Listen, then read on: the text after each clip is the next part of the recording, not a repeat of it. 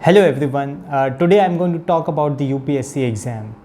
Well, UPSC, touted as one of the toughest exams in the country, is definitely a tough nut to crack. But let me tell you an interesting thing about the exam. The exam is as difficult to crack as difficult it is to fail the exam. While there is no well-founded strategy to clear the exam, there is definitely a clear-cut strategy to fail the exam.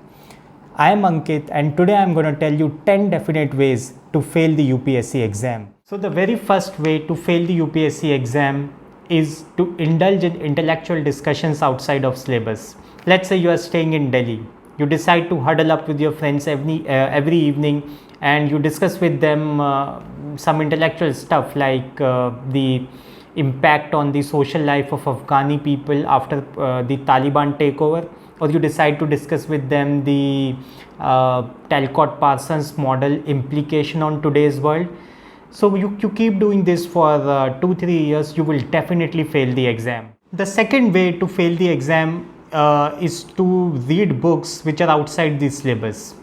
Now that you have decided to become an IAS officer, it is imperative upon you to become an avid reader also, right? So you decide to pick up some books written by Shashi Tharoor. It will not only give you a lot of insights, it will also help you enhance your vocabulary. And thereafter you can also pick up Me Kampf. It will give you some insights into the World War II, how it started, and how the world was destroyed.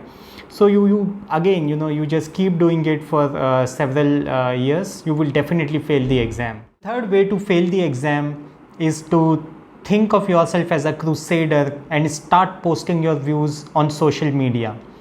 Now that you have decided to become an IAS officer, so you should become an active citizen also. So you should take part in the democratic process, right? By posting your views on social media and by tagging Justice Ramanna or Justice D.Y. Chandrachud and fighting for the rights of the marginalized people. And if you want to take it a step further, you can start filing RTI or PIL as well. The fourth way to fail the exam is to strive hard to become a subject expert in all the subjects, which is not possible, but you strive to do so.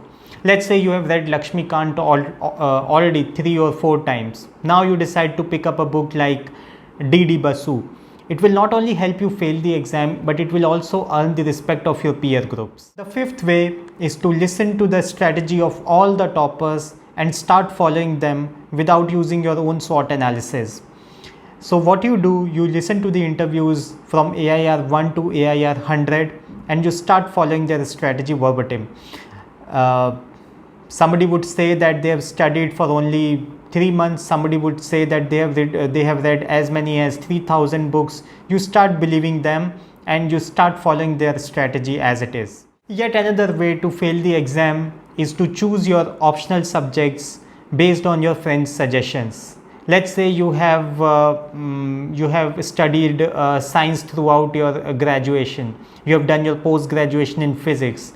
But your friends come up and they tell you that public administration is doing very well in UPSC. So you start believing them. You just don't focus on your own strength.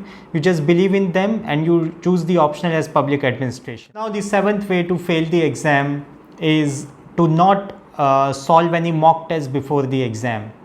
You just assume that you have been regular all through. You have read newspapers every day and you have read all the books, so there is no need to appear for any mock test exam, right? Anyway, mock tests are costly also, so don't appear for any mock test before the exam. You will definitely fail. Another way to fail the exam is to not analyze your mistakes and keep repeating the mistakes in your next attempt again and again. You believe that UPSC is all about hard work, so you keep slogging for years without understanding your strengths and weaknesses, and you just focus on hard work and nothing else, so you are not getting anywhere. The other way to fail the exam is to not use internet at all. You just assume that if I open internet, I will be wasting my time without adding any meaningful knowledge to, so you just don't open the internet and you just keep using the printed books. Now the last and the easiest way to fail the exam is to constantly fear about the result and constantly fear about the future without putting enough and sufficient efforts in the present, you will definitely fail the exam.